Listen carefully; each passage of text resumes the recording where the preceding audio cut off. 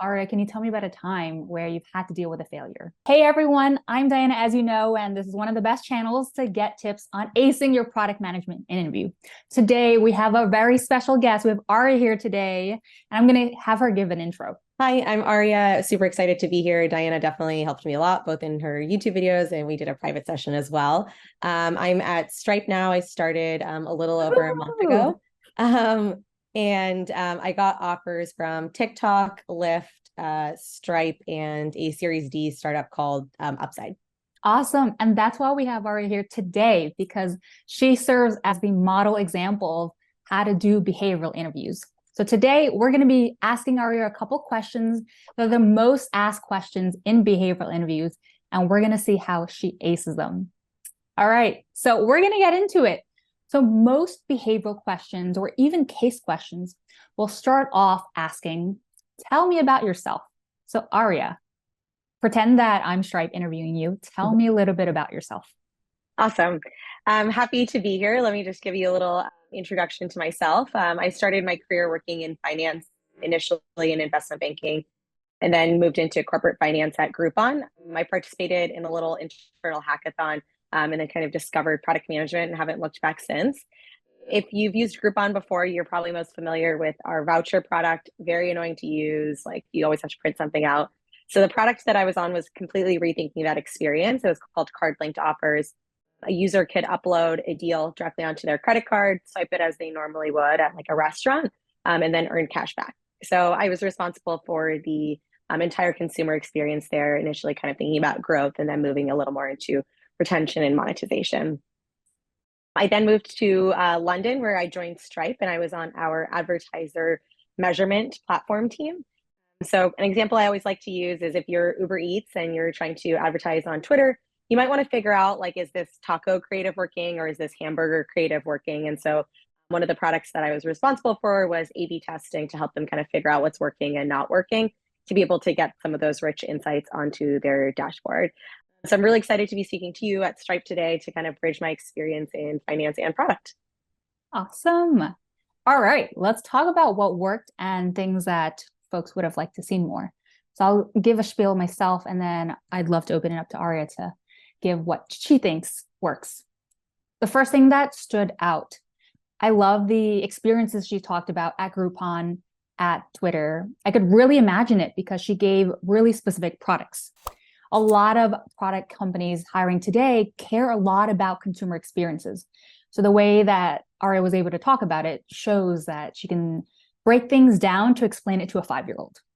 The second thing that worked really well was these product buzz keywords. So Arya's talking the talk, which makes the other person on the other side believe that she's done the work. She mentioned things like retention, A/B testing, all these PM buzzwords. Arya, what do you think was great about that intro? Yeah, I think one thing that's always resonated with the other side of the interview is being able to latch on to something that they can actually understand. The team that I was on at Twitter was actually a pretty back end heavy product, but if you're able to root it in some sort of example that they can kind of understand, I think it helps a lot. And then in your following examples and your behavioral questions, they can kind of remember what you were talking about in the beginning. Yeah. And another thing I forgot to mention, Arya did amazingly well. She answered a question that was not asked yet, but is in the back of the mind of the hiring manager, which is, why are you a good fit for this role? So you saw her at the end saying, I am interested in this role to bridge the gap between product and finance, which she started off in her early career. So this again shows why she's a good fit. And I always recommend ending with that in the tell me about yourself. So great job. All right, the next commonly asked question. So Arya, tell me about a time in your career where you've had to deal with a conflict. Sure. Just give me a second to just write down some notes of an example that comes to mind. Yeah, sure. Take your time. Awesome. Cool. So let me just kind of briefly mention some of my thoughts on kind of conflicts in the workplace. I think that they often fall into kind of 3 categories. I think the first is sort of healthy pushback that you get from your cross-functional partners like design and engineering that make the product and the user experience better. I think the second is oftentimes like misalignment on maybe how fast you want to get to market, which can often be solved in sort of sharing like what's your risk tolerance for some of these things in a vision or a strategy. And lastly, at the end of the day, we're all just sort of people. And so you're not going to get along with every single person. And so the example I'd love to share with you kind of had a mix of all three of these, which I think is an interesting experience. So this was with an engineering manager that I've worked with in the past who was new to being an engineering manager from an IC and was also new to our team. And so one day I received an email that was copying my manager as well as my skip level and his manager. And it kind of had like a bullet pointed list of all of the things that he felt were wrong about a certain product decision I had made to include a feature in this MVP. And obviously my initial reaction was very defensive. I think anytime you see your manager or your skip level CC'd on something, you feel like it's an escalation.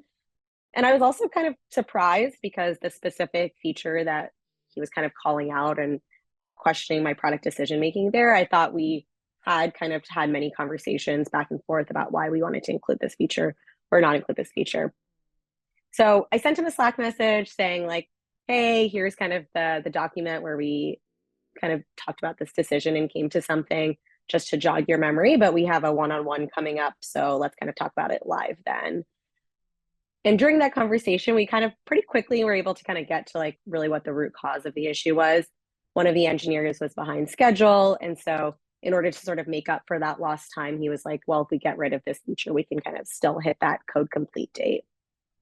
I think getting to that root cause helped a little bit. You know, we were able to advocate to kind of figure out how to get more resources on the team, et cetera.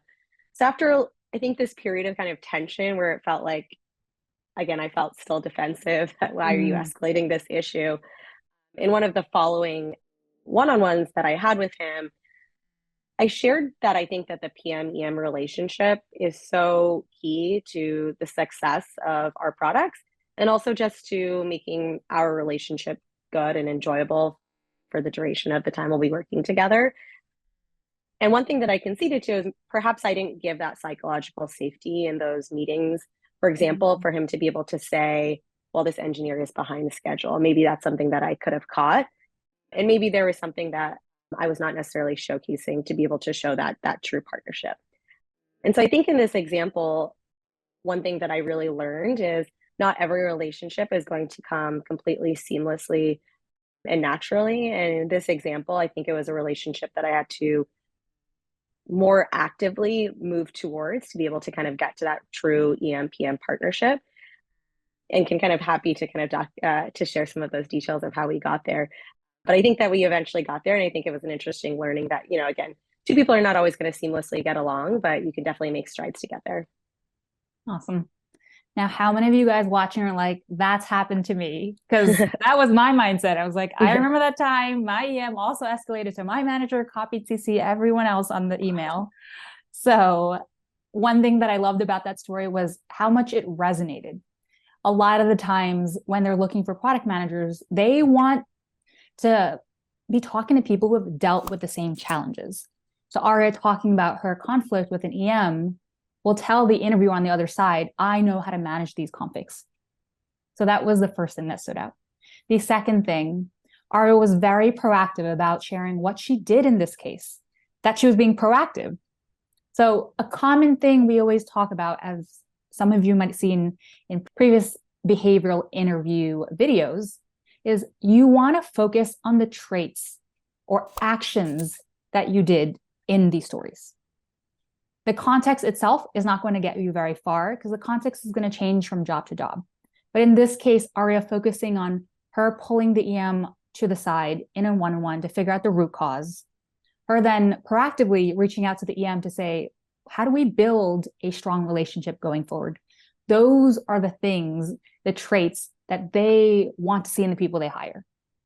Arya, thoughts from you? Yep. I think I agree with that. I think one thing with conflict stories, like you mentioned, is the context is not necessarily important, but you want to show that it was truly something that maybe wasn't solved by just like, I showed him this data point and it solved the issue, because things never are that easy. Yeah. I did love the first rendition. It was like, I showed him the document where Yeah. we said we agreed on everything. Yeah. I definitely did that as well. Yeah. I love that. I had a question. You took a second to write things down. What were you doing? What were you writing down? For sure. I think this is something that you've taught me is it's super helpful for me to write down the question, even if it's a rather simple question like conflict. Writing it down helps me sort of just remember. Then I write just a couple bullet points of like what the story is itself that I want to be able to follow so that I can kind of keep track of my own thoughts. And then the last thing that I do is take a second to really figure out what am I trying to convey in this story, as Diana was Mhm. mentioning. And maybe that's a few sentences, like a sentence, a couple words that you want to convey. So here I've written down relationship building ability, maybe something like empathy that you want to just make sure that that's coming across in your answer. Yes. And because Arya was focused, it did come across, right? Those traits beyond just context of what happened was what stood out. And I'm like, yes, I'd hire Arya, put her in the war room with the EMs that I don't want to deal with. Awesome. So, given that we've dealt with a lot of conflicts, there are some times where we also have to deal with failure. Arya, can you tell me about a time where you've had to deal with a failure? Yep. Just give me another couple seconds to just write down Yeah, some thoughts. sounds good. Awesome. I would love to tell you about the first time I had to sunset a product. I was working on a new monetization product during my time at Groupon. So it was a product I was super excited about. It was one of those things where like I really felt like this is going to make Groupon a ton of money. I rallied the troops and was like, this is the next big thing that we're going to work on. I set our success criteria for the initial launch, as well as sort of kind of a North Star metric that we wanted to eventually get to, which was based on profit per thousand impressions was the metric. So after our launch, we crushed that initial success metric. And you might be wondering, well, how has this ended up being sunsetted? So one thing after that initial launch was I started thinking, okay, great. Now how do we start to build a roadmap to get to that North Star? I think that was my mistake number one, is that even prior to that initial launch, I should have some idea of how I plan to get to that North Star metric. So rather than kind of being nearsighted and just looking at that initial success metric, how do I get to where I actually want to get to, whether that be in 6 months or a year? And that was something that I didn't have. So because I didn't have that, now I'm starting to put together kind of a list of feature ideas. I brought together one of those, that same kind of troops that I mentioned of design and engineering to brainstorm. And every time we came up with an idea, we would size it, and we were barely moving the needle. We needed to move it by dollars of profit, and we were really looking at cents. So this is when I started to really think, oh, like, what are we going to have to do now that we're really not moving the needle and we are so far away from getting to that North Star metric? So I remember literally going back to my desk and starting to kind of write down my thoughts here to figure out like what went wrong here. How did this go from something I was so excited about that now I'm kind of questioning if this is even going to be a successful product in the long term? Some of the things that I noticed with this product is I over indexed on the numbers. You know, it was really a monetization product. And I was like running all these models, figuring out how this is going to be successful from strictly a monetization perspective. But when I really thought about it, I was like, what is the user problem we're solving? And I couldn't articulate that. And I think that's really bad if, as a product manager, I can't articulate the user problem we're solving Mm. for. So, sort of a solution to a problem that didn't exist. Mm. And I think one thing that I could have caught here is just doing kind of basic user research. I remember there was a coworker who was, didn't work in this area at all. And she said she saw it on our Groupon.com page, and she had like no idea how the product worked. And so if we have an employee who has no idea, I could have done some like really scrappy user research to do some of that kind of gut checking. Does this make sense or not? So that being said, I kind of had to make the decision to sunset the product, poked at it from every angle to see if I can make it work. And again, there was really no problem that needed to be solved. And so I brought that back to that same group of people, very nervous because just a quarter earlier, I was saying the opposite to this team, and kind of just like shared with them exactly what I had kind of been going through, hoping to be able to bring some of those insights into, these are some of the gaps that I missed, and this is why we need to sunset this product. And was kind of hoping that the key takeaway was like, we make mistakes. And in this case, I definitely did. Mm. But part of that is just product development where you fail and you kind of have to get back onto it. I think that there was a bunch of people who understood that. And I remember there was two engineers who were upset because it felt like throwaway work and kind of wasted their time. And so with those two folks in particular, I had to really be super diligent about every feature thereafter. Like in the couple sprints after, every product requirement was like super thorough. I made sure I didn't skip any stands and stuff like that to really be able to get that trust back with them. And so I think some of my learnings here were, I think there's some tangible things like make sure that you have a sort of a roadmap when you're doing product development. And part of that kind of initial strategy is being able to really articulate a problem and make sure that you have a lot of conviction around that problem and everyone is able to rally behind that. And if you do need to sunset a product, you need to be able to regain that trust from your cross-functional partners. I love that. Again, another story that resonates. I've definitely sunset products before, but what I loved about that story, when they ask you these failure stories, they are looking for humility and vulnerability. So when those folks answering these stories are like, oh, I failed at not making this thing perfect, that's not what they're looking for. So Arya did a good job of going through a story where she actually failed and lost the trust of some of her coworkers. So that's the first thing that stood out. The second thing that I noticed throughout the story, Arya's sprinkling in, again, product skills. She talked about coming up with a metric of, what was it, something impressions? Yeah, profit per thousand impressions, PKI is, I think it's a standard metric a lot of times in e-commerce. So that's a skill that they're often looking for in product managers. As you can see in the case studies they gave you, can you come up with success metrics? She also talked about skills that included figuring out what the monetization plan was, the strategy was, and also optimizing for impact. That's what they're looking for. So even though it was a failure story, she highlighted some of these successful things that they are looking for in a product manager. And then the third thing that I loved, this was a story ultimately. So she gave initially this, we killed it on our success metric, but then you might be wondering, why did we sunset it? So as you know, a good story is when there are teasers or something something that was unexpected. So that really continued to engage the audience. Arya, thoughts from you? Yep, I definitely agree that I think sometimes you need to, I think anytime it's like conflict or failures, you need to just sort of show that, really kind of tell the story, the arc of when you were maybe disappointed in yourself or others were disappointed in you, but then ultimately what the learnings were. I think one piece of advice is sometimes with stories, you can have a specific metric like we increased conversion by 5%. But in a lot of behavioral stories, you don't have like a metric of success. And so your metric of success is your key learnings. So maybe try to end every story with these are the two things I learned, or my biggest takeaway from this story was X. That's a really good point. Key learnings, because they want to show someone who continues to learn can continue to grow. Yeah. So that is something that I have heard from many companies. And I'm also curious, Arya, how do you come up with your stories? I know most of my clients, they struggle to remember one specific story for all the 50, 100 variation of questions.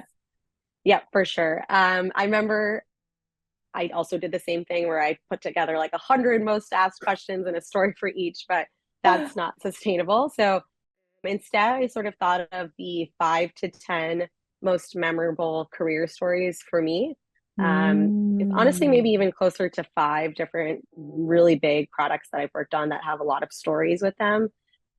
And you can kind of get stories from any of those experiences. So even with the conflict story, there's sort of a follow-up with another designer who I had conflict with. So you can kind of get a lot of answers maybe from just one key story or product you worked on. Amazing. So the takeaway with that was focus on 5 experiences that you had. I think about 5 products that I've launched and shipped. And then to Arya's point, you kind of go deep because throughout that product development lifecycle, there were conflicts, failures, struggles, ways that you came up with a metric and managed stakeholders. So go deep thinking about those experiences. which can be hard, right? Because Yeah. those were things in our past, and you working at Groupon, Yeah. that was years ago. How do you tend to Yeah. recall them?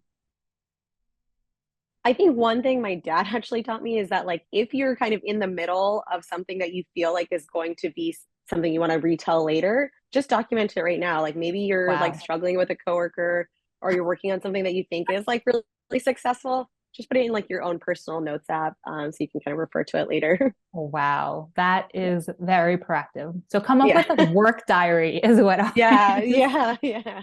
I wish it Of was course, proactive. you can kind of like ping old coworkers and stuff like that to ask them to jog your memory. But yeah. What was that thing we fought about in pinging your Yeah. yeah. Yeah. Yeah. Amazing. All right, we have one last story. So Arya, tell me about a time you committed to a deliverable and you couldn't deliver on it.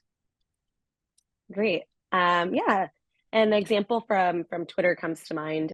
As I mentioned, I was working with advertisers. And so one of the specific features that I was working on was one of those features that advertisers were long knocking on our door, being like, when is this going to be ready? When is this going to be ready? And so naturally, in turn, sales was always pinging me saying, when is this going to be ready? And we finally had a date for our beta launch, and everyone was super excited. So when it was kind of finally coming time for that launch, we were not actually hitting our beta success metric, meaning we were not able to kind of Mm. pass that threshold to sort of give us the green light to get to beta, where I kind of had to make a decision, do we still want to move forward given kind of this excitement around this launch, or do I want to, really respect the success metric? And I decided to delay the launch of that beta because ultimately you set success metrics for a reason. Hmm. That being said, then I needed to kind of go back to the folks that I had committed to, namely sales, to kind of explain what was going on. And so we had this biweekly meeting between product and sales, during which I wanted to kind of talk about this. And before going into that meeting, I wanted to make sure I was really prepared. And one thing I thought about was, if I was sales, what would I ask? And like, Mm.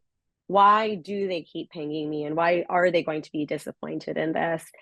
In the same way product managers think of users and really empathize with them, I tried to now think of sales, in this case, as my stakeholders that I needed to empathize with and kind of figure out what their needs are.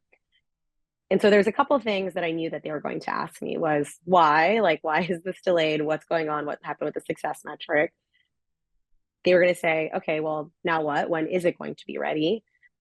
And then lastly, they were going to kind of ask like, well, what can I help with? Like, how do Mm. we expedite this in whatever way that we can? So I sort of prepared questions for all three of these. The first was a little tricky with the why. So I tried to sort of demystify why in this specific example, there are ML models were a little off, to kind of get that into a soundbite that they would be able to resonate with. The Mm. reason they might be concerned with these ML models not working is because they actually showed Twitter in a less positive light as advertisers. It was actually underestimating the effect of Twitter as an advertising tool. And so I knew that was something they would be able to latch onto, and they'd be like, okay, yeah, makes sense. Like, we're not going to launch this unless that's fixed. So that was helpful. And then the second is, now, when is this going to be ready? And I'm sure you've been in this position. Sometimes you don't know because you still need to wait for a root cause from engineering. You still need to kind of get a date for a date.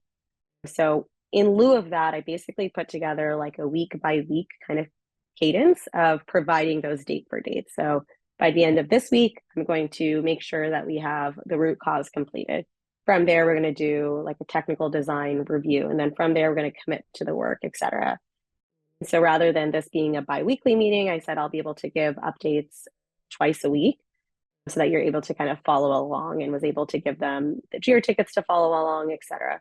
So normally maybe that level of granularity I wouldn't provide to sales, but in this case, I knew that would be super helpful for them to actually track what the end date might be. And then lastly, I had sort of an ask prepared for them as well. I wanted to get another data scientist on our team. And so I had the head of sales sort of co-author this ask with me to be able to get that extra data science resource. And so we didn't get that in time for this specific launch, but we got them on board later. And I don't think that that would have been possible unless I had sort of this ask prepared in this meeting to really kind of show the case of why this product is important. And next time we can maybe hit our launch dates up in a different experience. Awesome. So as with every story we've seen, Arya has been really focused on the particular traits she's trying to convey. So I'm curious, can I guess the trait that Yes. you were about to convey? And let's try to say it at the same Okay. time and see if we come up with it. All right. Okay, One, cool. two, three. Empathy. Empathy. Yay. That's how you know you've done a good job, when the audience can play back to you what they heard. And that is that validated that she was able to successfully convey the traits she's trying to show. And empathy is a really, really key trait as a product manager, whether you're dealing with the products to deliver to consumers or building relationships. So that really stood out. What do you think worked in that story? What did you like about it? Yep. I think this is probably also an experience many people have had working with sales as maybe kind of your users because they're your liaison to oftentimes your end users. And I think oftentimes we see sales teams or legal or something as roadblocks to be able to get your product to be shipped. But I think hopefully this story showed that I didn't see them as that, but rather as enablers to be able to get to my users. So, like, again, sort of empathizing with why they might be excited or disappointed about this product being delayed was hopefully what I was trying to convey. And she also conveyed other skills like managing stakeholders. Oftentimes, as the product manager, you're managing multiple, whether it's leadership, you mentioned sales, and figuring out, you mentioned usually we don't give them a week by week update. But in this case, to build that relationship, you went out of your way to do the extra work to do that. You then also sat in their shoes to say, what are they going to need to convey to their consumers? And what's going to be enough to persuade them that this is okay? I really like that one, where you're like, I told them that they don't want to look bad in front of customers, right? Yeah. So Yeah, that for sure. also shows strategic thinking. Yes. Amazing. So we saw a star example of what it's like to answer behavioral interviews. So some of the things we talked about, just to summarize, is one, focus on the trait you're trying to convey. Two, talk about the different product skills, just embed them and sprinkle them throughout your story. And third, focus on the storytelling element, right? Having these teasers, things that we talked about, a lot of failure stories. So how do you create that heroism? The heroic arc is what a lot of these famous movies are known for. So those are some of the things Arya did. Any other advice you would give? And also, I'm curious, you've been interviewing during a crazy time when the tech market has been down. Have you struggled?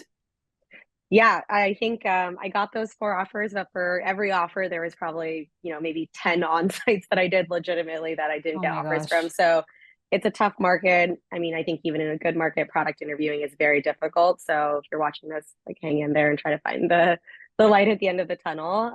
I think one thing that Diana shared with me during one of our one-on-one coaching sessions is to really just kind of show yourself as a person.